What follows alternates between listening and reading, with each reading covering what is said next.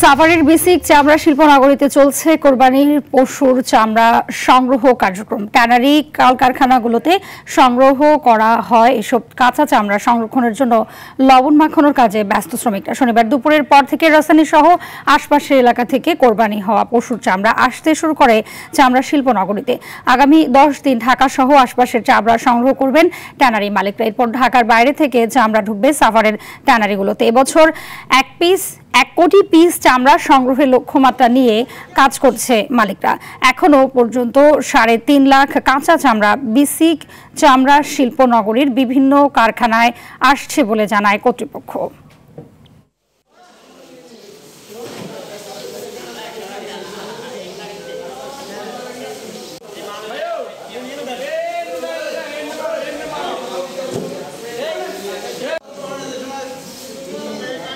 দর্শক, এই বিষয়ে আরো জানাতে সাভারের চামড়া শিল্পনগরী থেকে সরাসরি যোগ দিচ্ছেন সহকর্মী জিয়াউর রহমান।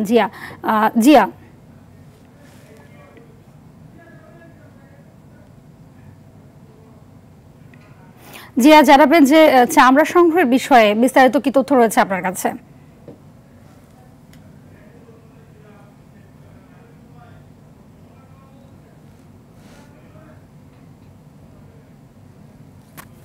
শিল্পনগরীর বিভিন্ন কারখানা পরিদর্শন করেছে। আমরা যেটা দেখেছি যে প্রতিটি কারখানায় চামড়া যে শ্রমিকরা রয়েছে সে শ্রমিকরা তারা চামড়াগুলো সংরক্ষণ করার কাজে ব্যস্ত সময় পার করেছেন। তারা কাঁচা চামড়াগুলোকে প্রথমেই তারা যে চামড়ার উচ্ছিষ্ট অংশগুলো বিশেষ করে লেজ এবং মাথার শিং টিং এগুলো কেটে ফেলছে এবং পরবর্তীতে তারা সেই চামড়াগুলোকে লবণজাত করছে এবং লবণজাত করতে তারা ব্যস্ত সময় পার করছে।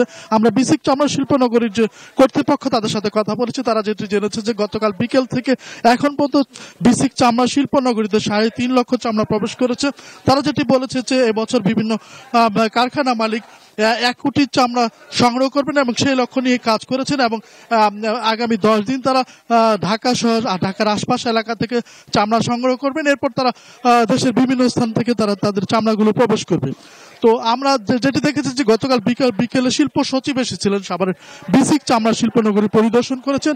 ওনার সাথে আমরা কথা বলেছিলাম। উনি যেটি বলেছেন যে ওনারা বেসিক চামড়া শিল্পনগরীতে চামড়া যে প্রবেশ পথ সেই প্রবেশ পথের দেখভাল জন্য তিনি সংশ্লিষ্ট প্রশাসনকে দায়িত্ব দিয়েছেন। এছাড়া চামড়া শিল্পের সাথে জড়িত এবং চামড়া যেন কোনো প্রকার নষ্ট না হয় সেজন্য সরকার থেকেও বিভিন্ন উদ্যোগ নেওয়া হয়েছে সে কথা তিনি জানিয়েছেন। তিনি বিভিন্ন মাদ্রাসার লবণ দেওয়ার কথা বলেছেন এবং এখানকার যে পরিবেশ সে পরিবেশেও তিনি সন্তুষ্ট প্রকাশ করেছেন। তো আমরা যেটি দেখেছি যে এখানকার বিভিন্ন শিল্প মালিকদের সাথে কথা বলেছি। তারা যেটি বলেছেন যে বিগত সময়ের তুলনায় এবছর